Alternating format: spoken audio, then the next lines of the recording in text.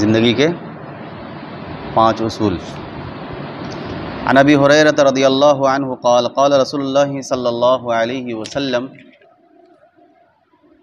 من یأخذ عنی هؤلاء الکلمات فیعمل بہن او یعلم من یعمل بہن قلت انا یا رسول اللہ فأخذ بیدی فعد 5 فقال اتق المحارم تکن اعبد الناس وارض بما قسم اللہ لک تکن اغنى الناس وأحسن إلى جارك تكن مؤمنا وأحب للناس ما تحب لنفسك تكن مسلما ولا تكثر الضحك فإن كثرة الضحك تميت القلب۔ مشکات کتاب الرقاق۔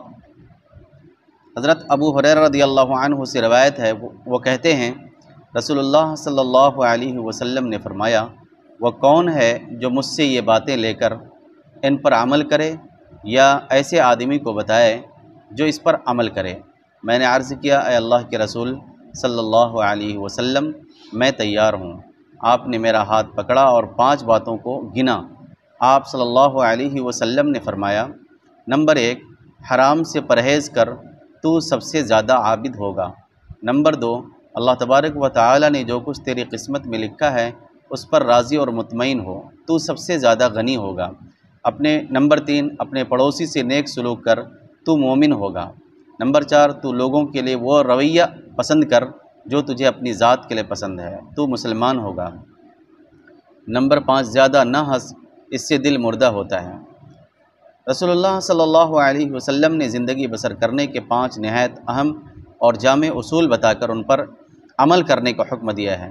حضور صلی اللہ علیہ وسلم کو ماننے والے اگر ان پر عمل کریں تو معاشرہ ہر طرح کی خرابیوں سے پاک ہو سکتا ہے۔ نمبر 1، حرام سے بچتے رہو، تو سب سے زیادہ عابد ہوگا۔ اس کا مطلب یہ ہے کہ شرک، ماں باپ کی نافرمانی، قتل، شراب، جوا، زنا، یتیم کا مال کھانا، کھلی اور چھپی بے حیائی، سود، ظلم، ناپ تول میں خیانت سے اجتناب کرنا بہت بڑی عبادت ہے، کیونکہ اللہ تبارک و تعالی نے ان کو حرام قرار دیا ہے۔ اس سے عبادت کے وسیع تصور پر روشنی پڑتی ہے۔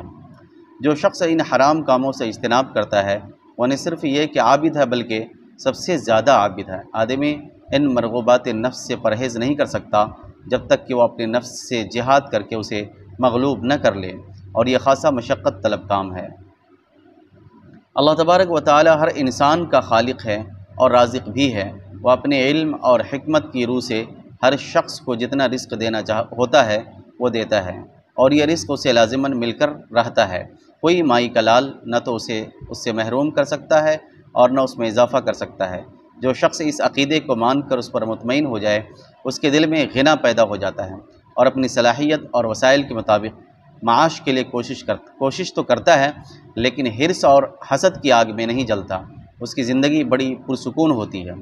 اپنے پڑوسی سے نیک سلوک کرو تو مومن ہوگا، کیونکہ حضور صلی اللہ علیہ وسلم نے فرمایا ہے کہ جس کی شرارتوں سے اس کا پڑوسی محفوظ نہ ہو وہ مومن ہی نہیں ہے۔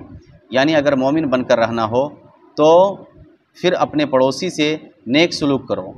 کسی شخص کی جان، مال اور آبرو پر ہاتھ اور زبان سے حملہ نہ کرو، جیسے تم چاہتے ہو کہ کوئی شخص تمہاری جان، مال اور آبرو پر ہاتھ اور زبان سے حملہ نہ کرے۔ دل اللہ کی یاد سے زندہ ہوتا ہے، زیادہ ہنسنے سے غفلت طاری ہو جاتی ہے، اور اسی کا نام موت ہے۔